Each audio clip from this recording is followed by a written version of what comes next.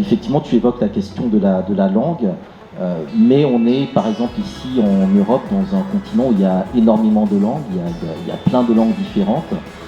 et pourtant eux y arrivent parce qu'ils ont une architecture, une infrastructure qui leur permet de faire des différences linguistiques, des éléments de force. Donc je pense qu'on peut aussi prendre exemple sur cette situation-là. Un autre élément qui me semble aussi important, c'est la question de la valorisation des langues d'origine, puisque l'un des enjeux qui se pose aujourd'hui, c'est quand même la transmission de génération en génération et le fait qu'on perd les langues d'origine. Et d'une certaine manière, dans quelle mesure est-on encore représentatif d'une diaspora quand on a perdu les éléments culturels aussi forts que la langue du pays d'origine. Donc ça aussi, ça nécessite des réflexions. Je fais par exemple le parallèle, puisque c'est un peu d'actualité,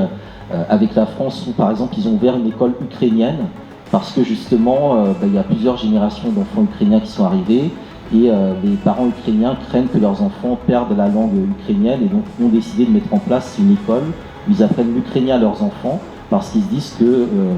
ils maintiennent l'ukrainien pour les plus petits, parce que les plus petits qui arrivent à l'école, ils rentrent dans le système français, donc ils vont perdre la langue. Et en même temps, il y a toutes ces questions-là qui sont des questions à la fois intergénérationnelles, transcommunautaires, sur lesquelles il faudrait qu'on puisse, y réfléchir, sachant qu'on appartient, en tant qu'Africain ou Afrodescendant, à des communautés dont la situation de diaspora est quand même soumise à des fortes pressions d'assimilation. C'est-à-dire qu'on est considéré comme moins occidentalisés, par exemple, que des Ukrainiens. Voilà, d'où les discours, les Ukrainiens, ils sont comme nous, c'est pas comme les Africains, ils ont des voitures comme nous, etc.